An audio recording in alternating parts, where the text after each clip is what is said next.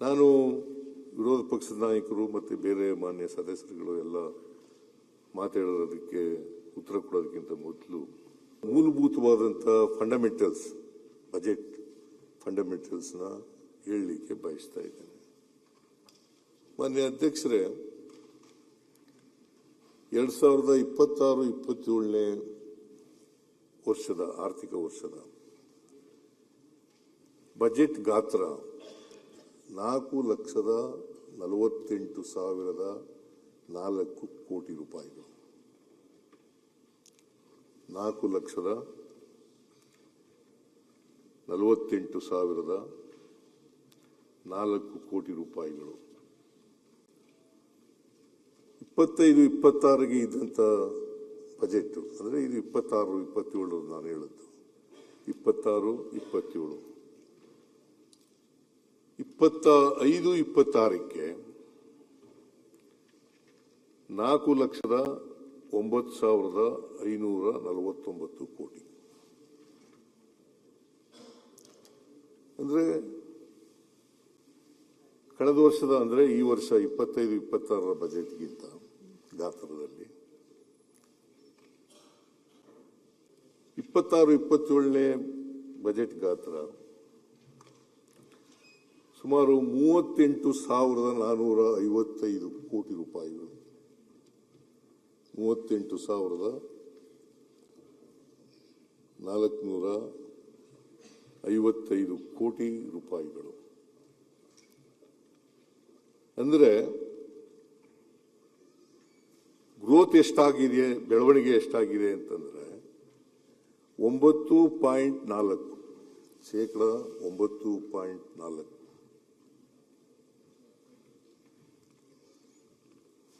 ಆರ್ಥಿಕವಾಗಿ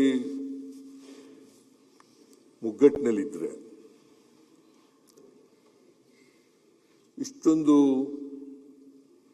9.4 ದರದಲ್ಲಿ ಬೆಳವಣಿಗೆ ಆಗಲಿಕ್ಕೆ ಸಾಧ್ಯ ಇರ್ತಿರಲಿಲ್ಲ.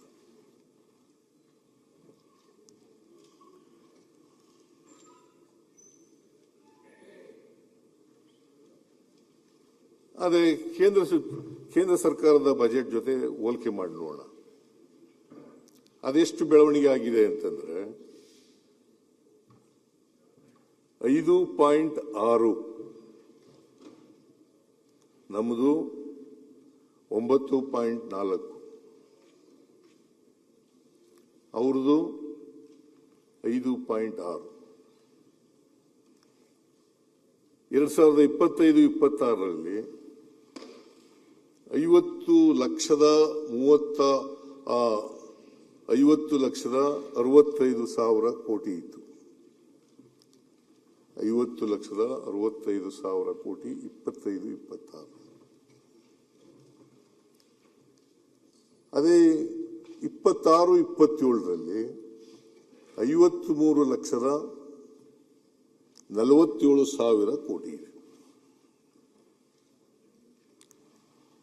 ಅಂದರೆ ಬೆಳವಣಿಗೆ 5.6. ಆಮೇಲೆ ಕರ್ನಾಟಕದ ಜಿಡಿಪಿ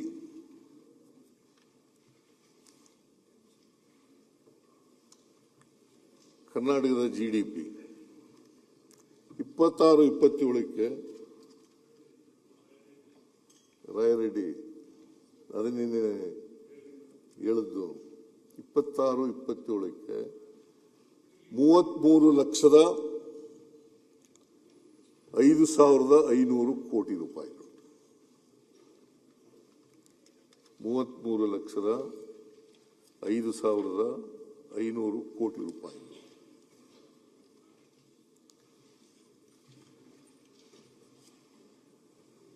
ನಮ್ಮದು ಜಿಡಿಪಿ ಗ್ರೋತ್ ಎಷ್ಟಾಗಿದೆ ಅಂತಂದ್ರೆ ಕರ್ನಾಟಕದ ಜಿಡಿಪಿ ಗ್ರೋತ್ 8.1. ದೇಶದ್ದು ಸರಾಸರಿ ಬೆಳವಣಿಗೆ 7.4, 7.4. ಅಂದರೆ ದೇಶದ ಆರ್ಥಿಕ ಬೆಳವಣಿಗೆ GSDP ಅಂತ ಕರಿತೀವಿ ನಾವು. ಒಟ್ಟು ದೇಶದ ಆಸ್ತಿ ಬೆಳವಣಿಗೆ ಆಗಿರ್ತಕ್ಕಂಥದ್ದು 7.4. ಆದರೆ ಕರ್ನಾಟಕದ್ದಾಗಿರ್ತಕ್ಕಂಥದ್ದು ಆಸ್ತಿ ಒಟ್ಟಾರೆ ಆಸ್ತಿ ಬೆಳವಣಿಗೆ ಆಗಿರ್ತಕ್ಕಂಥದ್ದು 8.1. ಅಂದ್ರೆ ಭಾರತ ದೇಶದಲ್ಲಿ ಏನು ಬೆಳವಣಿಗೆ ಆಗಿದೆ, ಆರ್ಥಿಕ ಬೆಳವಣಿಗೆ ಆಗಿದೆ, ಅದಕ್ಕಿಂತಲೂ ನಾವು ಜಾಸ್ತಿ ಇದ್ದೇವೆ. ಕರ್ನಾಟಕ ಸರ್ಕಾರ ಅದಕ್ಕಿಂತ ಜಾಸ್ತಿ ಇದೆ.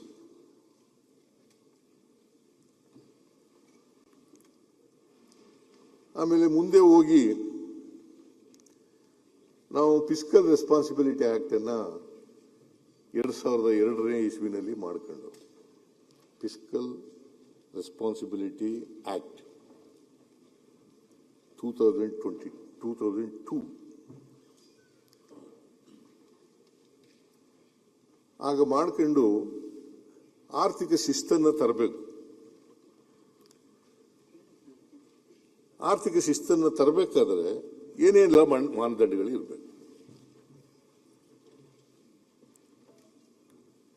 ಏನೆಲ್ಲ ಮಾನದಂಡಗಳು ಇರಬೇಕು.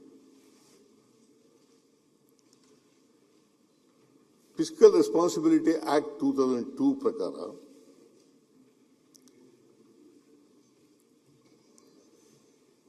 ಫಿಸ್ಕಲ್ ಡಿಫಿಸಿಟ್ 3% ಒಳಗಡೆ ಇರಬೇಕು.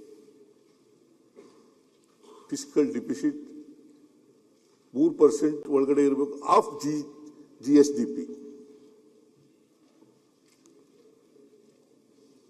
3% ಒಳಗಡೆ ಇರಬೇಕು. ಎರಡನೇದು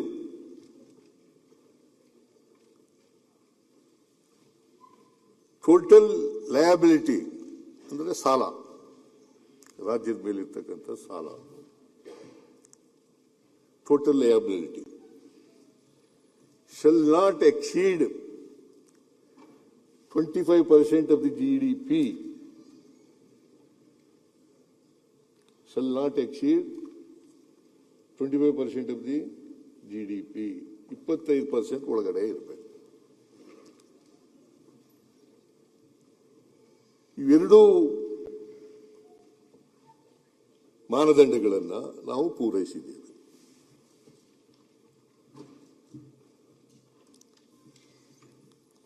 ನಮ್ಮ ಬಜೆಟ್ ಇದೆಯಲ್ಲ 2026-27ಕ್ಕೆ ಆ ಬಜೆಟ್ನಲ್ಲಿ ಫಿಸ್ಕಲ್ ಡಿಫಿಸಿಟ್ 3% ಒಳಗಡೆನೆ ಇದೆ. 2.95 ಫಿಸ್ಕಲ್ ಡಿಫಿಸಿಟ್ 2.95.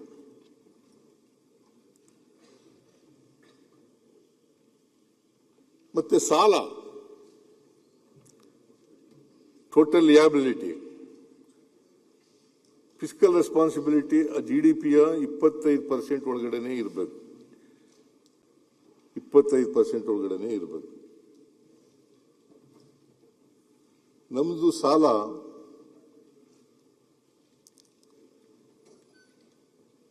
$2.94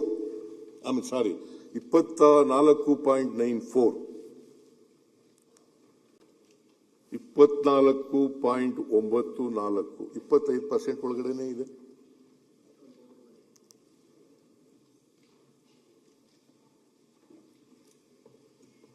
ನಾವು ಈ ಮಾನದಂಡಗಳನ್ನ ಮೀರಿ ಹೋಗೇ ಇಲ್ಲ, ಮಾನದಂಡಗಳ ಒಳಗಡೆನೆ ಇದ್ದೀವಿ. ಆದರೆ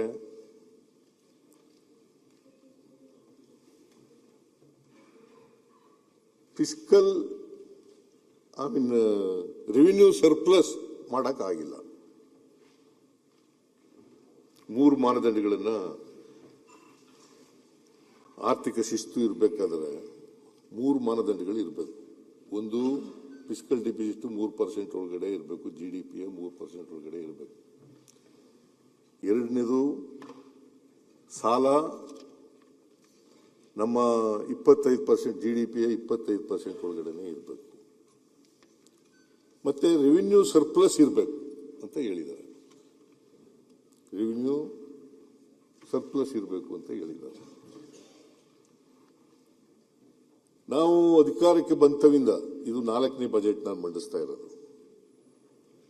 2023ರಲ್ಲಿ ಒಂದು ಬಜೆಟ್, 23-24ರಲ್ಲಿ ಒಂದು ಬಜೆಟ್, 24-25ರಲ್ಲಿ ಒಂದು ಬಜೆಟ್, 25-26ರಲ್ಲಿ ಒಂದು ಬಜೆಟ್, ಮತ್ತೆ 26-27ರಲ್ಲಿ ಇನ್ನೊಂದು ಬಜೆಟ್.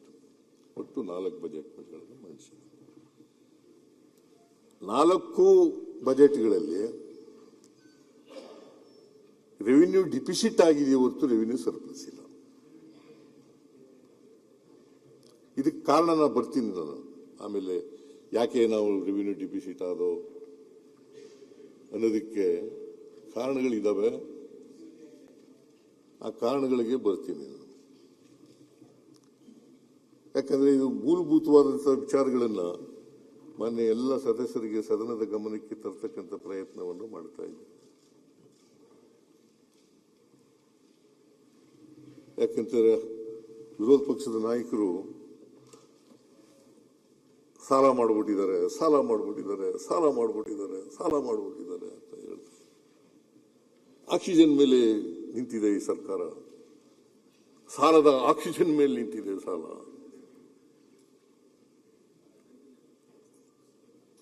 ಆಮೇಲೆ ಎಲ್ಲಿ ನಾನು ಇನ್ನೇ ಮಾತಾಡಿದ್ನ ಎಲ್ಲ ಒಂದ್ಸರಿನೂ ಮಾತಾಡಿರ್ಲಿಲ್ಲ. ರೆಕಾರ್ಡ್ಗೆ ತಪ್ಪು ಹೋಗ್ಬಾರ್ದು. ನೀನು ರೆಕಾರ್ಡ್ಗೆ ತಪ್ಪು ಹೋಗ್ತಾ ಇದ್ರೆ ಹೇಳಿ.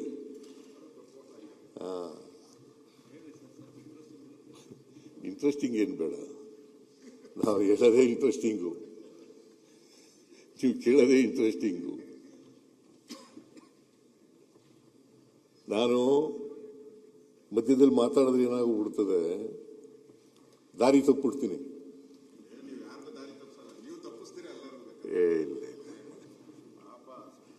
ಪಕ್ಕದಲ್ಲೆಲ್ಲ ಇರೋರೆಲ್ಲ ಪಾಪ ದಾರಿ ತಪ್ಪಿಟ್ಟು ಕಾಣೆ ಆಗ್ಬಿಟ್ಟಿದ್ದಾರೆ. ಅವರು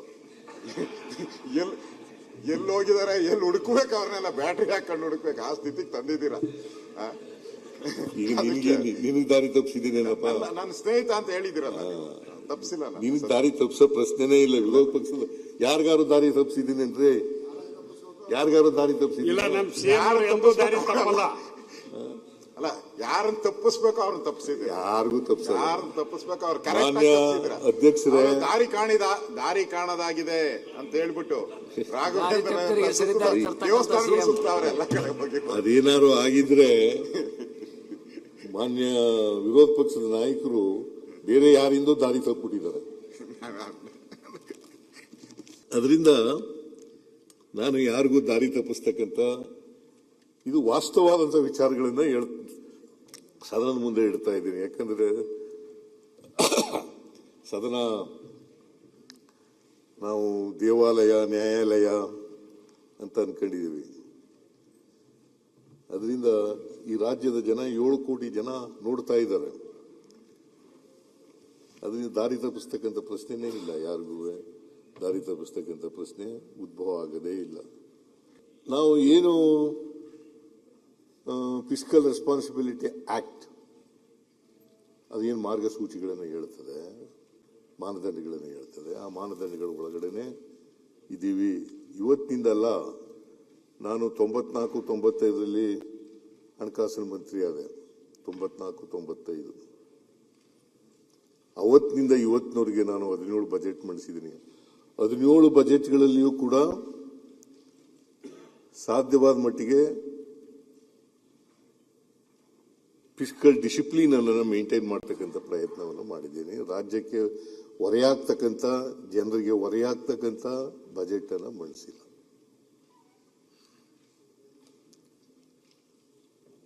ರಾಜ್ಯದ ಹಿತ ಬಹಳ ಮುಖ್ಯ, ಈ ರಾಜ್ಯದ ಜನರು ಬಹಳ ಮುಖ್ಯ. ಜನರಿಗೆ ಆರ್ಥಿಕವಾಗಿ, ಸಾಮಾಜಿಕವಾಗಿ ಶಕ್ತಿ ತುಂಬತಕ್ಕಂಥದ್ದು ಇದೆಯಲ್ಲ, ಅದು ಬಹಳ ಮುಖ್ಯ. ನಾವು ಇವತ್ತು ಅಧಿಕಾರದಲ್ಲಿ ಇರ್ಬೋದು, ನಾಳೆ ಹೋಗ್ಬೋದು. ಎಷ್ಟು ದಿನ ಅಧಿಕಾರದಲ್ಲಿ ಇರ್ತೀವಿ ಅನ್ನೋದು ಬಹಳ ಮುಖ್ಯ ಅಲ್ಲ. ಆದರೆ ಅಧಿಕಾರದಲ್ಲಿ ಇದ್ದಾಗ ನಾವು ಏನ್ ಮಾಡ್ತೀವಿ ಅಂತಕ್ಕಂಥದ್ದು ಬಹಳ ಮುಖ್ಯ. ಈ ರಾಜ್ಯದ ಬಡವರಿಗೆ, ದಲಿತರಿಗೆ, ಹಿಂದುಳಿದವರಿಗೆ, ಅಲ್ಪಸಂಖ್ಯಾತರಿಗೆ, ಕಾರ್ಮಿಕರಿಗೆ, ರೈತರಿಗೆ, ಮಹಿಳೆಯರಿಗೆ, ಇವ್ರಿಗೆ ಏನ್ ಮಾಡ್ತೀವಿ ಅನ್ನೋದು ಬಹಳ ಮುಖ್ಯ. ಸಾಮಾಜಿಕ ನ್ಯಾಯ ಮಾಡಿದೀವೋ ಇಲ್ವೋ ಅಂತಕ್ಕಂಥದ್ದು ಬಹಳ ಮುಖ್ಯ. ಅವರಿಗೆ ಆರ್ಥಿಕವಾಗಿ, ಸಾಮಾಜಿಕವಾಗಿ ಶಕ್ತಿ ತುಂಬಿದೀವೋ ಅಂತಕ್ಕಂಥದ್ದು ಬಹಳ ಮುಖ್ಯ. ಅದಕ್ಕೇನೆ ನಮ್ಮ ಸಂವಿಧಾನ 1950 ಜನವರಿ 26ನೇ ತಾರೀಕು ಬಂತು. ಅದಕ್ಕಿಂತ ಮುಂಚಿತವಾಗಿ ಬಾಬಾ ಸಾಹೇಬ್ ಅಂಬೇಡ್ಕರ್ ಅವರು ಸಂವಿಧಾನ ಕರ್ತೃಗಳು ಒಂದು ಮಾತನ್ನ ಹೇಳಿದ್ದಾರೆ. ನಮಗೆ ಆಗಸ್ಟ್ 15, 1947 ಸ್ವಾತಂತ್ರ್ಯ ಬಂದಿದೆ. ಆ ಸ್ವಾತಂತ್ರ್ಯ ಯಶಸ್ವಿ ಆಗ್ಬೇಕಾದ್ರೆ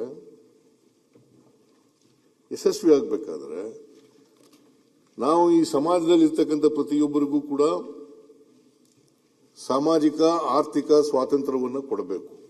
ಬರೀ ರಾಜಕೀಯ ಸ್ವಾತಂತ್ರ್ಯ ಬಂದರೆ ಸಾಲದು, ಆರ್ಥಿಕ, ಸಾಮಾಜಿಕ ಸ್ವಾತಂತ್ರ್ಯವನ್ನು ಕೊಡಬೇಕು.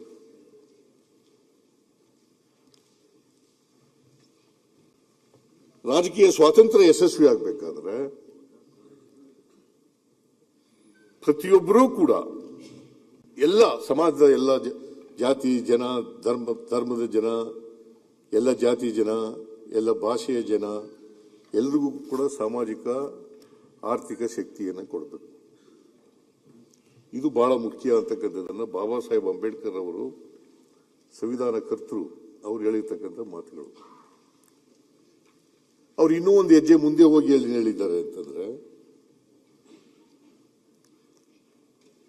1950 ಜನವರಿ 26ನೇ ತಾರೀಕು ನಮ್ಮ ಸಂವಿಧಾನ ಜಾರಿಗೆ ಬರುತ್ತದೆ.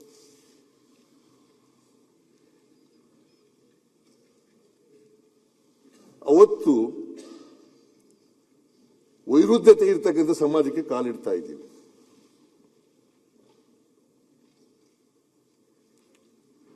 ಸಮಾಜದಲ್ಲಿ ಆರ್ಥಿಕ ಅಸಮಾನತೆ ಇದೆ, ಸಾಮಾಜಿಕ ಅಸಮಾನತೆ ಇದೆ, ರಾಜಕೀಯ ಅಸಮಾನತೆ ಇದೆ, ಶೈಕ್ಷಣಿಕ ಅಸಮಾನತೆ ಇದೆ. ಎಲ್ಲಿವರೆಗೆ ನಾವು ಈ ಅಸಮಾನತೆಯನ್ನು ತೊಲಗಿಸೋದಿಲ್ಲ ಅಲ್ಲಿವರೆಗೆ ಸಮ ಸಮಾಜವನ್ನು ನಿರ್ಮಾಣ ಮಾಡಲಿಕ್ಕೆ ಸಾಧ್ಯ ಆಗಲ್ಲ. ಸ್ವಾತಂತ್ರ್ಯ ಬಂದು 79 ವರ್ಷಗಳಾಯ್ತು ಬಂತು. ಈ 79 ವರ್ಷಗಳಾದರೂ ಕೂಡ ಎಲ್ರಿಗೂ ಸಾಮಾಜಿಕ ನ್ಯಾಯವನ್ನು ಕೊಡಲಿಕ್ಕೆ ಸಾಧ್ಯ ಇಲ್ಲ. ಇವತ್ತು ಕೂಡ ಅಸಮಾನತೆಯನ್ನು ಸಮಾಜದಲ್ಲಿ ನೋಡ್ತೀವಿ.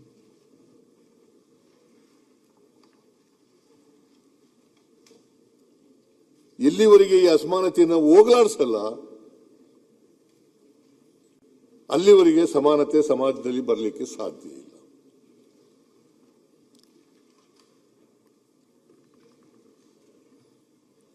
ಅದಕ್ಕೆ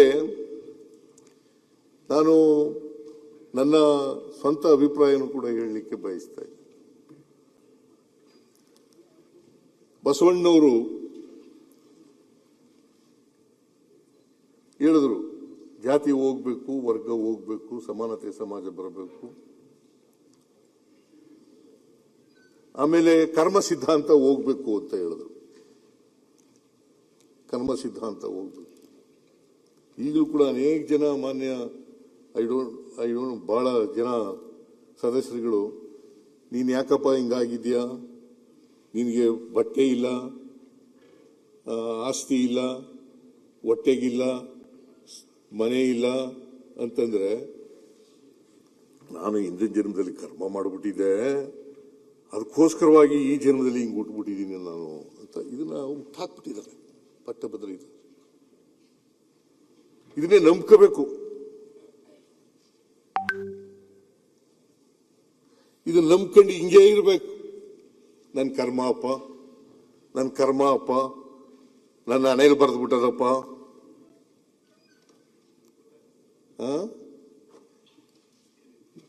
ನನ್ನ ಕರ್ಮ ನನ್ನ ಹಣೆಯಲ್ಲಿ ಬರೆದು ಬಿಟ್ಟದೆ. ಬಸವಣ್ಣ 850 ವರ್ಷಗಳ ಹಿಂದೆ ಕರ್ಮ ಸಿದ್ಧಾಂತವನ್ನು ತಿರಸ್ಕಾರ ಮಾಡಿದ್ರು.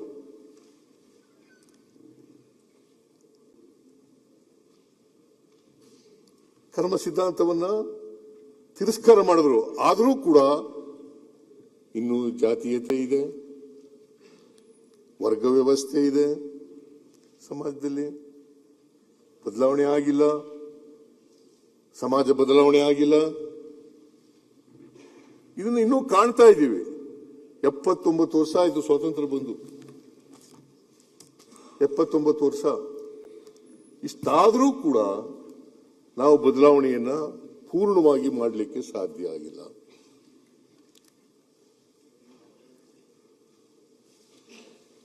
ಇದನ್ನ ಬಾಬಾ ಸಾಹೇಬ್ ಅಂಬೇಡ್ಕರ್ ಅವರು, ಅದಕ್ಕೆ ಬಸವಣ್ಣವರು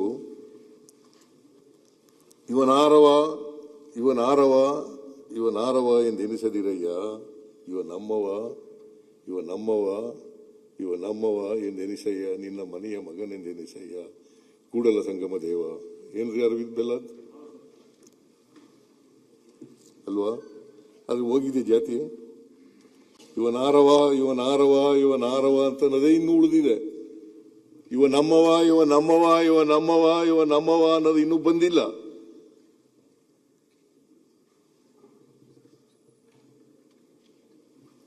ಅದರಿಂದ ಬಸವಣ್ಣ 850 ವರ್ಷಗಳಾಯಿತು. 850 ವರ್ಷಗಳ ಹಿಂದೆ ಹೇಳಿದಂತು ಇನ್ನೂ ಆಗಿಲ್ಲ. ಅದಕ್ಕೆ ನನ್ನ ಅನುಭವದ ಮಾತನ್ನು ಹೇಳ್ತಾ ಇದ್ದೀನಿ. ನಾನು ಓದುವಾಗ ನಮ್ಮ ಮನೆಯಲ್ಲಿ ನನಗೆ ನಮ್ಮಪ್ಪ